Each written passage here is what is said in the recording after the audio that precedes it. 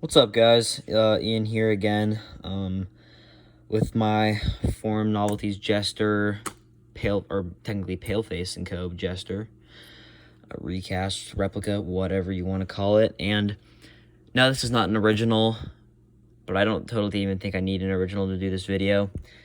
I'm going to be talking today about the complete history, or most of the history, important, cool facts, details about the Forum Novelties Jester masks, whether it be the company, how they were started, what companies it switched between, where it was made, when it was made, how they were made, all that kind of stuff.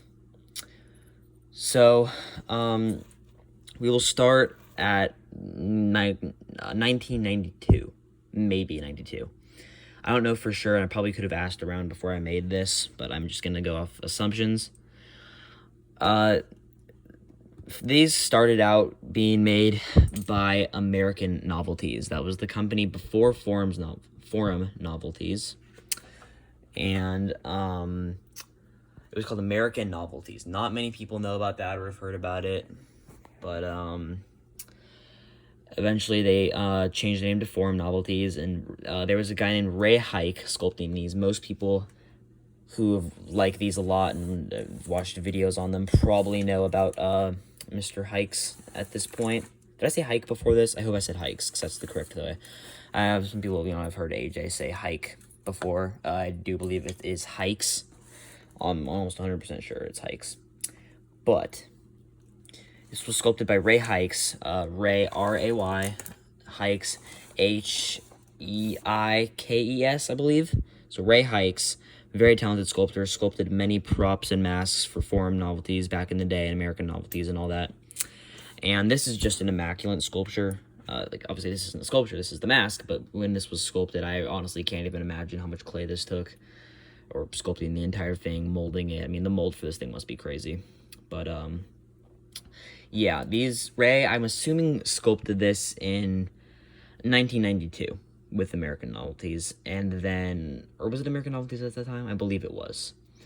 And then, basically got, this molded, making copies, painted ones, all that, producing them a bunch, and putting them in Halloween stores by 93. That's, like, the date that most everyone knows. And, these were being made in 93. Nice, clean sculpture, good mold. Then in 94, 96, 99. Then maybe there was some in the 2000s. I don't know. But they were being sold and mass-produced until 2004, maybe 2005, with a lot of leftovers and stuff. And it became this thing where after 2004, 2005, they dried up. Basically, you could find them on eBay, maybe. Much more common then, obviously, than now. I mean, they pop up way more than now. I mean, it's very hard to find originals of these. They're becoming much harder to find. Not the rarest of the originals, obviously, not even close to being as rare as the Battered Hawks, I would say, and, or dummies. I mean, these and Ghost Glows are almost equal at this point, because you definitely see Ghost Glows popping up more. But anyways, where was I at? Okay, so American Novelties eventually switched their name to Forum Novelties. I don't know why I keep saying Forums. I'm probably thinking of Hikes and Hike. But Ray Hiekes and Forum Novelties, Ray Hiekes and American Novelties became Forum Novelties. And eventually, I forget what year. Kind of one of the later years. I think it was 96 or 94. I think 96. I think. I could be wrong. It's fine if I'm wrong. Don't totally take my word for it. I think 96. They take these molds. Forum Novelties chose quality or quantity over quality. Sold these mold and everything to China, where the latex was cheap as dirt, quality and probably price. And these things, eventually you'll see in the later copies that when most people get those, they deteriorate the fastest.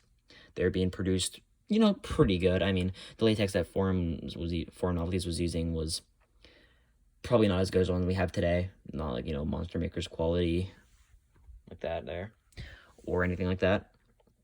But the China latex and stuff, the stuff they were using there was just not good. And you will know that the mold wasn't as good. You'll see this skull kind of change a bit in the pendant, or is that a pendant? I think it is. I don't know. We'll just call it the pendant thing. This would start to change up a bit. Eye shape even. This thing would get misshapen a bit. Or like the little not what's the word I'm looking for here? What's the thing called? I don't know. I'll think of it probably. But I mean, these little like lines in there, that would start to go away. I mean, it was just not super good. So basically, they chose quality over quantity. These were mass produced in China with terrible latex, and thus we have originals that are rotting and looking terrible. Most people, such as, you know, does Masked Fallout have a 93? Maybe. I don't know. I think it might be like a 94 or something. But his is in great condition. Dominic Bonaretti has an amazing 93. And they were made with better quality latex, so that may be a reason why they at least have their shape being held better. Maybe not paint and stuff, but shape-wise, they're usually not bad. Yeah. So now, that's basically like the history of when it was made, how it was made, and stuff. I also forgot. Most people know this fact at this point, but I'm just going to say it for those who maybe don't. There was a version of this that was made before the Jester, and it was the Devil, and it was bigger than this, just like, increased by a scale factor of, I don't know how much, but definitely bigger than this. It was this original sculpt, except I don't believe, I can't even think of it because I don't have a picture of it in front of me. I don't believe this and that was the same. It may have been on there. Oh gosh. And if there was a neck thing, it was not, it was not looking like this or painted this way. And it didn't have the hat or the pendant or anything. It had the ears, it had the face and all that good stuff. But it was a red devil, and it had these long, really cool golden horns and this long black hair. And it was painted all red and black and like shaded and stuff. Really cool. Those are even rarer than these. I mean, I've seen one that's owned by someone, and that is the Paleface guys, Jasmine and Bishop. And those are really cool. I would definitely like to own one of those someday. I don't know. Maybe. I don't know. I definitely like the Jester better. So, yeah, then I'm assuming they had Silicone Masters, did a clay pour, redid some of this, sculpted the whole hat and pendant on and everything, and then boom, we have Jesters. So, yeah, definitely cool if they were able to make kind of two of these in a way. I really like that. Now, let's get into kind of just talking about the mask itself. So, obviously, we have a Jester.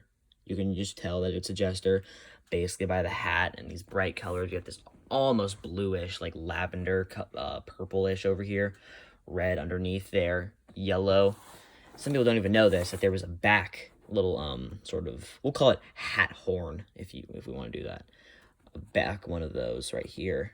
Most people don't even really know that, or some people, I don't know. Then it had this collar. Collar's what I'm looking for here, going around with this white triangle stripe pattern on it.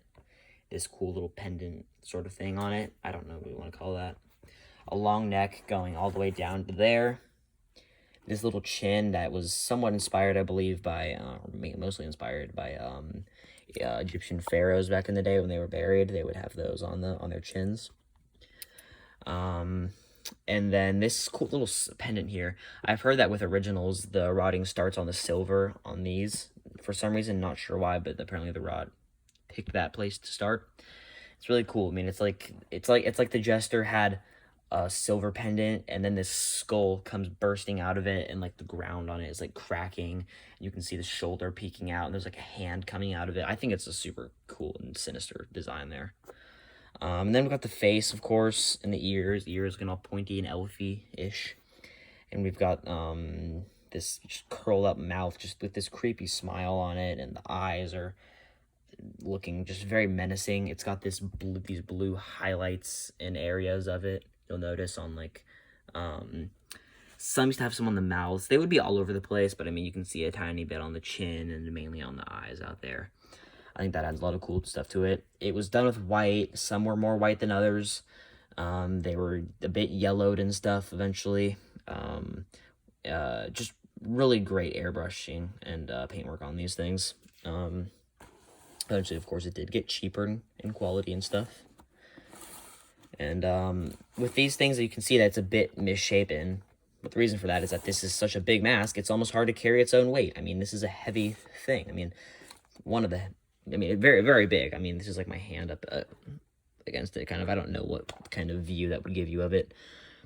But, yeah, and then I love that Paleface redid these tags, the forum mock tags. What these would do is they would have a forum mask, that little face on it, and it would say, you know, distortion, or not distortions, unlimited, forum novelties down there and stuff, the year, except it says here, Paleface & Co., Shreve, Ohio, 1993, super sick. And I don't know if they were trying to go after 93s with this. I think it was 94s that they were trying to go with. Matte copies, by the way, because they did have matte copies and gloss copies. I'm never going to do a Plastidip gloss coat on this because I do prefer the matte color, and I think I don't want to ruin anything at all on it, possibly. But this tag is done totally, just correctly. I mean, it's got this, like, lamination on it. You can see it's, like that thin, and it's got, like, it's even peeling almost. A crease up in it there.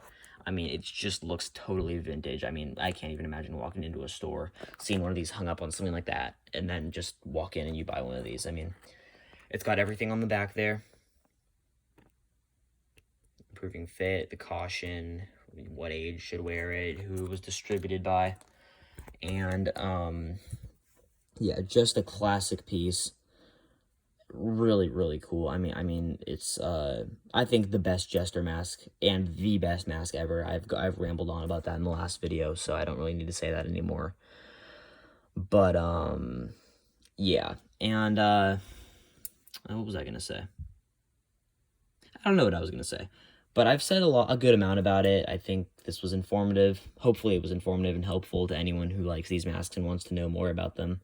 Thanks for Bishop for supplying me with a couple pieces of information here and there on this thing. I appreciate them very much, again, for giving me the opportunity to own this and for helping me with some of those facts. So, yeah, this has been Ian McVick. Oh, wait, okay, sorry. I forgot one thing. That's my bad. I wanted to show the foam on the inside of the mask. Sorry, I'm like doing this right as the outro is about to happen. The foam in there on the inside of the pendant of the cast, sort of, and then up on the top of the head there for a better fit and for snugness, I suppose. You can see it's all glued in there, and even push this out. You can see you can just see that bit of yellow on it. It's even on that one up there too. It's kind of hard to see, but to make it look weathered and stuff, I mean, they just really went above and beyond on this. Great cast, by the way. Much better, obviously, than the originals. I mean, really great cast there. So, the way I'm displaying this is I have stuffed the bag in there up in the hat and in some parts of the mask that I want to keep shape really well, and then I put this little female in it, head in it. Really old. My sister painted on it a long time ago. I don't know why. But, yeah, that's how I display it. So, yeah, thank you guys so much for watching this video. I hope it was helpful, and we'll see you later.